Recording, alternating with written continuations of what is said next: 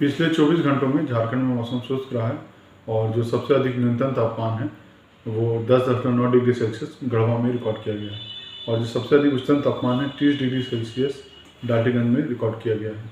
अब बात करें कि मुख्य शहरों में जो न्यूनतम तापमान रिकॉर्ड किया गया है तो रांची में 11.1 डिग्री सेल्सियस, जमशेदपुर में 13 डिग्री सेल्सियस, डाल्टनगंज में 12.3 डिग्री सेल्सियस, बोकारो में 11.5 डिग्री सेल्सियस, चाईबासा में 12 डिग्री सेल्सियस, देवघर में 12.4 डिग्री सेल्सियस, हजारीबाग में 11 डिग्री सेल्सियस, सरायकेला में 13 डिग्री सेल्सियस मुख्यतः रिकॉर्ड किया गया है। अब बात करते हैं कि आने वाले दिनों में मौसम कैसा रहेगा। तो अभी आने वाले 2 से 3 दिन हैं, उसमें जो न्यूनतम तापमान है उसमें कोई बड़ा बदलाव देखने को नहीं मिलेगा। उसके तत्पश्चात उसमें 2 से 3 डिग्री की बढ़ोतरी देखने को मिलेगी।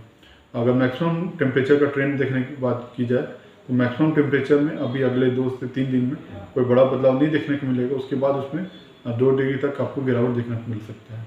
ऐसा इसलिए हो रहा है कि जो south west bay of Bengal में है, दक्षिण पश्चिम बंगाल की खाड़ी में एक डीप डिप्रेशन है और वो आज शाम तक में, रात तक में एक साइक्लोनिक स्टॉर्म बनेगा जिसका नाम फेंगल है। ये नाम सऊदी अरब ने दिया है और इसका मतलब होता है स्ट्रॉन्ग स्टॉर्म या स्ट्रॉन्ग विंड। तो ये जो सिस्टम है आज साइक्लोनिक स्टॉर्म बनेगा और अगले 2 दिन के बाद में ये तमिलनाडु तट के आसपास में पहुंचेगा।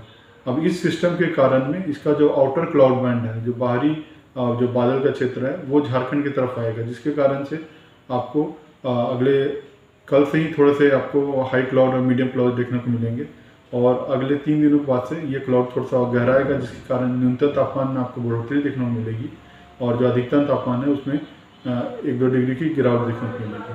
तो ये जो सिस्टम है इसका प्रभाव 1-2 तारीख तक आपको देखने को मिलेगा और उसके बाद 3 तारीख से फिर से जैसे इसका प्रभाव कम होगा तो नॉर्थ वेस्टर्ली विंड का एक बार फिर से जोर होगा, जिसके कारण से फिर से जो न्यूनतम तापमान में आपको गिरावट देखने को मिलेगी। धन्यवाद।